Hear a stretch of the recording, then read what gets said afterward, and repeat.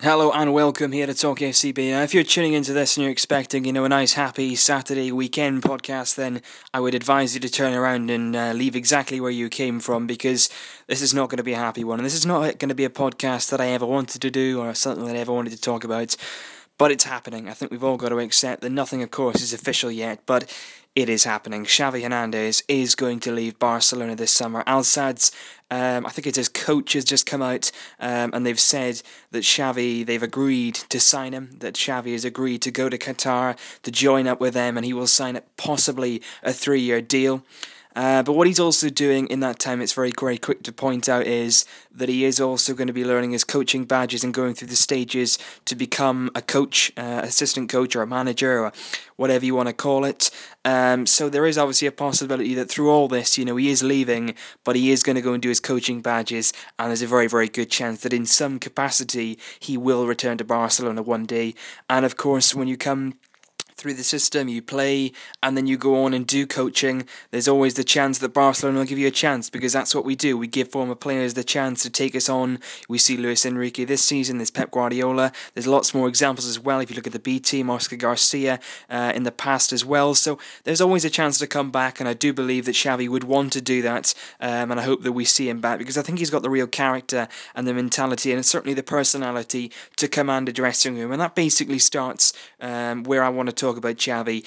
You can talk what you like about the stats, about the trophies, about the individual awards that he's won over a glittering career, but the one thing that stands out to me is his professionalism, his personality on the pitch, in the dressing room, and the way he's conducted himself throughout his entire career. That man is a model of how you should be when you're a footballer. He's cool, he's calm, he's never got into any controversy, he's never found his way into the back pages of newspapers. He's always been there, not in the spotlight in the media, but he's always been in the spotlight on the pitch. Everything goes through him. He's the man who's dictating the tempo. He is the man who's controlling things in that midfield. And what he did for us in his real golden years was really incredible. And even today, I say this, seriously now. This season, I think that when he has played, he's not been as frequently in the lineup as we have seen him in recent years, of course. He's taken a more backseat role, but whenever he's played this season, he's looked fresh, he's looked fit, and he's still been able to control games, which really is incredible. I mean, you look at it, and for somebody who is 35 years of age now,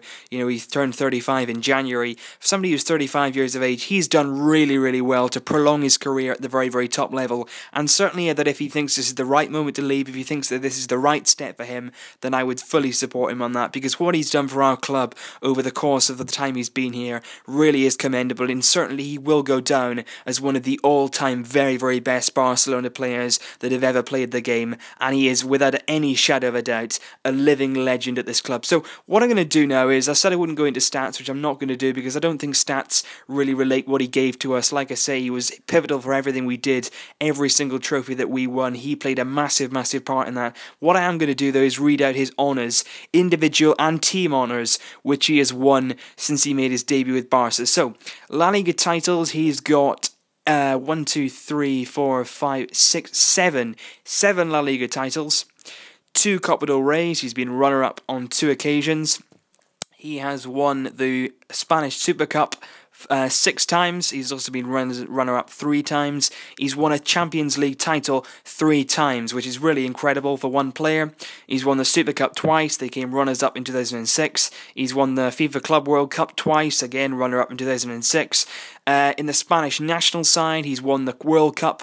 He's won the European Championships twice. He got a silver medal in the 2000 Olympics. He's won the FIFA Confederations Cup silver medal in 2013. He's won the FIFA Youth Championship as well when he first started on the Spanish scene in 1999, and those are his honours. And you look at that list and you look at La Liga titles, so many of those, Champions League titles, very, very elite level, and then you look at what he can do on the national stage. It's not the fact that at Barcelona he had players around him that suited him, that is true, but on the Spanish level as well, he really did do absolutely brilliantly. And you can see a few times this season it's happened where he's been applauded off the pitch at every stadium he goes. He's like Iniesta, he's regarded as one of the very, very best players to come through the Spanish system, and he really is highly regarded all around Spain, not just in Barcelona. And this is the interesting part.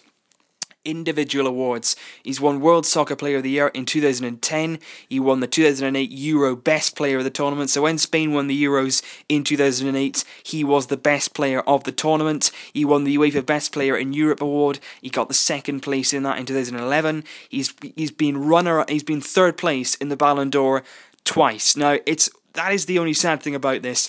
Xavi and Iniesta goes for him as well. The only bad thing about it is they failed to win a Ballon d'Or, and for me, that is an absolute crime. I know Dani Alves came up with the famous quote a few years ago. He said, it's a crime in football that those two players will never get a Ballon d'Or, and it is sad because they've no doubt got the quality to do it, and they've no doubt their service to football deserves one, but of course they've got to get past Lionel Messi on twice. Xavi has been denied by his own teammate, but of course he was happy to assist Lionel Messi once more. He's got in the Once Team of the Year in 2011. He got the Champions League final man of the match when we beat United in 2009. UEFA Club Midfielder of the Year in 2009. He's got La Liga Breakthrough Player when he first burst onto the scene. He's got Spanish Player of the Year, La Liga Player of the Year, second place, third place. He's been Midfielder of the Year. He's been in the FIFA World Cup Dream Team when Spain won it in 2010. He got in the Euro Team of the tournament in 2008 and 2012 when Spain won it. He's been in the FIFA Pro World 11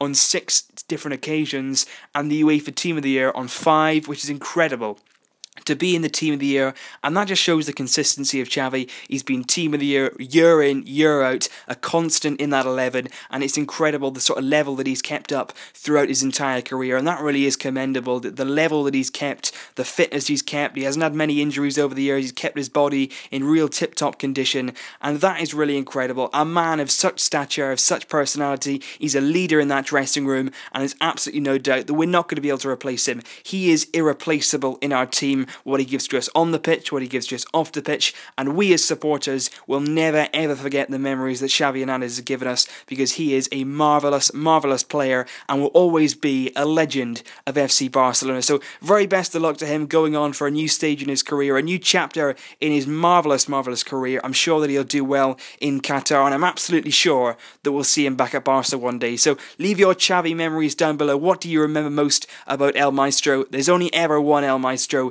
and he's leaving us, but he will always be remembered at our brilliant club. So leave your thoughts down below, guys. It's a sad, sad podcast for me, but it's going to come around one day. It had to happen at some point, and it's happened now. So leave your thoughts below. Leave this video a like if you did enjoy it, although I don't really expect you to enjoy it because this is not good news, but it's nice to talk about the memories, and they will always have them.